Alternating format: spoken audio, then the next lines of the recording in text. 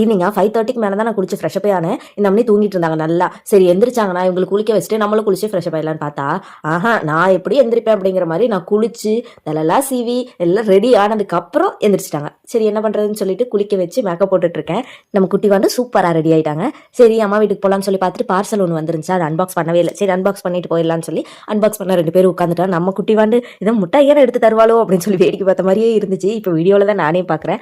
அந்த வெளியே பேஸ்ட் பண்ணியிருக்கேன். அந்த டேப்பை பார்த்தாலே நீங்கள் தெரிஞ்சிருப்பீங்க என்ன ஆர்டர் போட்டிருப்பேன்னு சொல்லிட்டு. நான் யூஸ் பண்ணிட்டு இருந்த ஃபேஸ் கிளென்சர் வந்து முடிஞ்சிருச்சு. அதை தான் ஆர்டர் போட்டிருந்தேன். ஆஃப்டர்நூனே வந்துருச்சு. வாங்கிட்டு வந்து வச்சுட்டு ஓப்பன் பண்ணவே இல்லை. இப்போ தான் ஓப்பன் பண்ணி பார்த்துட்டு இருந்தேன். அதெல்லாம் எடுத்து டேட்லாம் செக் பண்ணிவிட்டு எடுத்து வச்சுட்டு அதுக்கப்புறம் அம்மா வீட்டுக்கு போகலான்னு சொல்லிட்டு போனேன். இப்போ 1 வீக்காகவே மருதாணி அரைச்சி வச்சுக்கலாம் நாங்களும் பிளான் பண்ணிகிட்டே இருக்கோம். பிளான் மட்டும்தான் பண்ணுறோம். ஆனால் அதை எக்ஸிக்யூட் பண்ண மாதிரி இல்லை. சரி இன்றைக்கி என்ன ஆனாலும் சரி மருதாணி வச்சே ஆகணும்னு முடிவு பண்ணிட்டோம். எங்கள் செடியில் நல்லா தலை இருக்குது. அது பார்க்கவே ஆசையாக இருக்குது பறித்து வச்சுக்கணுன்னு. ஆனால் ஒரு ஆள் அரைச்சி கொடுத்தா வச்சுக்கலாமே அப்படிங்கிற மாதிரி தோணுச்சு. சரி இன்னைக்கு பறித்து வச்சிருவோம். எப்படி இருந்தாலும் யாராவது அரைச்சிருவாங்களே அப்படிங்கிற ஒரு பிளானில் பறித்து வச்சுட்டு மருதாணிக்காகவே டின்னர் சீக்கிரமாக முடிஞ்சிருச்சு.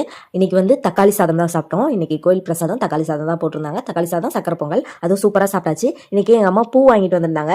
எல்லாருமே கேட்டாங்க என்ன விசேஷம் இவ்வளோ பூ கட்டுறீங்கன்னு. எங்கள் அம்மா விலை கம்மியாக தான் இருக்குன்னு சொல்லிட்டு சரி எல்லாரும் வச்சுக்குவோம் அப்படின்னு ஒரு 1/4 கிலோ அளவுக்கு வாங்கிட்டு வந்து கட்டிட்டு இருந்தாங்க.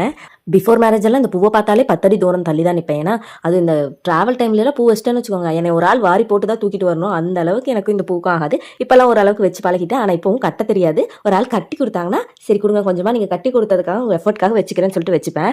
மருதாணி நான் பறித்து வச்சுட்டேன். யாரா அரைப்பாங்கன்னு பார்த்தா என் கசின் அரைச்சிட்டாங்க. அவங்க இப்போ தான் வேலைக்கு போயிட்டு வந்திருக்காங்க. நம்ம குட்டி வான் இருக்குல்ல, சித்தி எனக்கு மருதாணி அரைச்சி கொடுன்னு சும்மா ரச்சை பண்ணிகிட்டே இருந்தாங்க.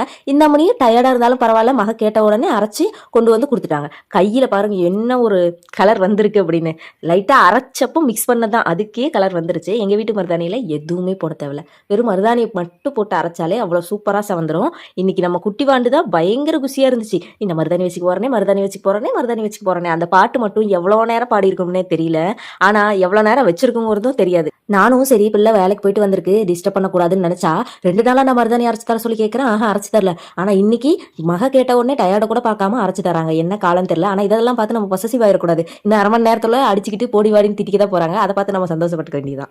இந்த கேப்பில் எனது தாயாரும் பூவை கட்டி முடிச்சிட்டாங்க. டோட்டலி ஒரு 6 முழம் வந்துச்சு. 1/4 கிலோ 170 ரூபான்னு வாங்கினாங்க. வறுத்து தான். அப்புறம் அதை எடுத்து வச்சுட்டு நம்ம மருதாணி வைக்க ஸ்டார்ட் பண்ணியாச்சு. ஆளுக்கு கொஞ்சம் பிரித்து எடுத்துட்டோம். நான் வந்து இந்த லோட்டஸ் டிசைன் ட்ரேஸ் பண்ணி போட்டிருந்தேன்.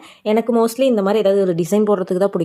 இந்த வடையாக தட்டுவாங்களா, அது எனக்கு செட் ஆகாது. அது எனக்கு ஒழுங்காகவும் வராது. அதனால நான் ட்ரேஸ் பண்ணியே போட்டுப்பேன். அவ்வளோதான், ஊரே நிசப்தம் ஆயிடுச்சு. நம்மளும் தூங்க போகலாம். இதோட நம்ம vlog முடிஞ்சிச்சு. நம்ம சேனல் பிடிச்சவங்க மறக்காம சப்ஸ்கிரைப் பண்ணிக்கோங்க. இன்னொரு வீடியோவில் பார்க்கலாம். Tata bye bye, good night.